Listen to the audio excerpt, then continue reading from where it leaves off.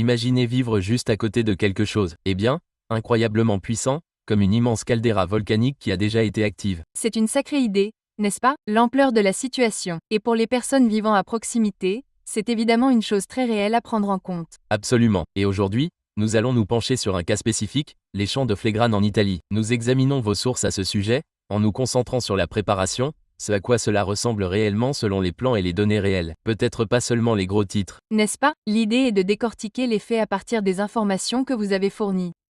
Essayez de les séparer du bruit que l'on entend parfois autour de ces systèmes naturels complexes. D'accord. Alors, entrons dans le vif du sujet. Les documents indiquent que l'éruption la plus probable devrait en fait être assez faible, comme celle du Monte Neovo en 1538.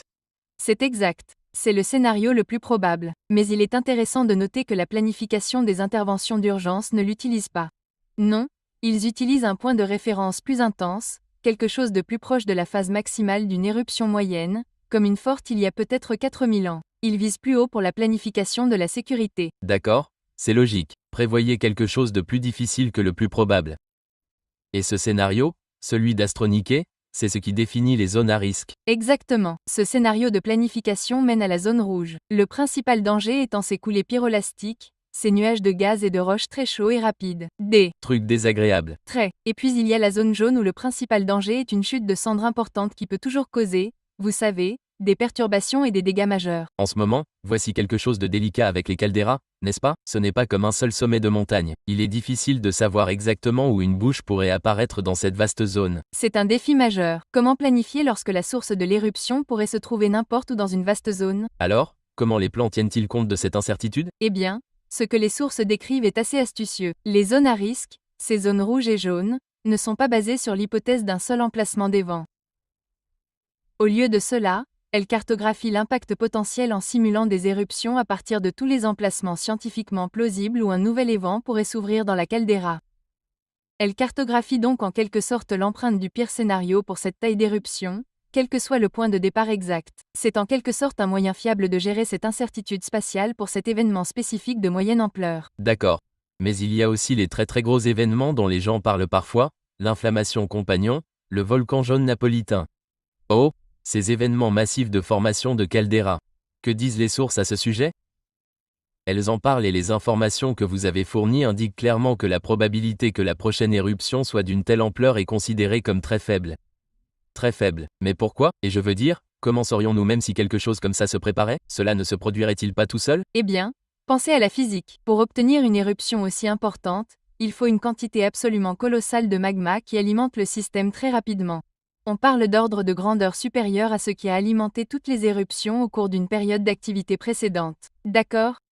Et les documents affirment que déplacer autant de magma sous terre provoquerait des signaux massifs et incontournables.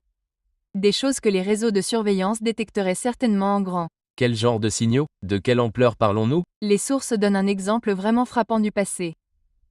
Avant une période d'activité, le sol près de Monte Neovo s'est apparemment élevé d'environ 50 mètres. 50. 50 mètres. Waouh, ce n'est pas subtil. Pas subtil du tout. Donc, le point soulevé dans les documents de planification est de savoir comment une de ces super-éruptions pourrait se produire sans voir d'abord ce genre de déformation majeure du sol à grande échelle.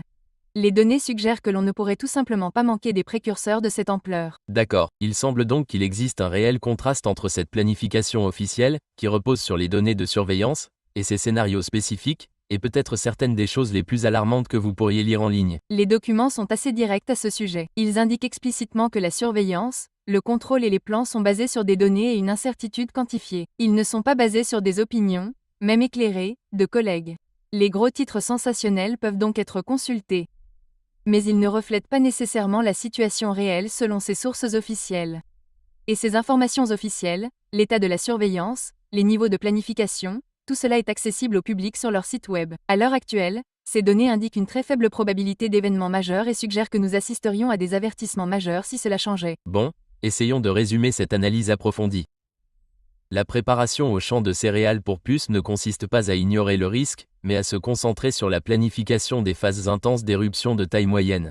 Oui, en utilisant ce scénario de type astronomique. Et les zones de danger tiennent compte de l'incertitude liée aux évents dans ce scénario, les éruptions véritablement catastrophiques, très faible probabilité selon les données, et surtout, Elle s'accompagnerait probablement d'énormes signes avant-coureurs incontournables, comme des dizaines de mètres de soulèvement. Exactement. La leçon à retenir semble être de faire confiance à la surveillance continue et au plan officiel basé sur ces données plutôt que de se laisser emporter par un alarmisme qui n'est pas étayé par des données. Ce qui nous amène à une dernière réflexion pour vous qui nous écoutez. Étant donné cette différence dont nous avons parlé entre la manière dont les données officielles sont présentées et la manière dont les risques naturels peuvent parfois être décrits ailleurs, comment évaluez-vous les informations sur les risques complexes que vous rencontrez dans votre propre vie? Il y a de quoi réfléchir.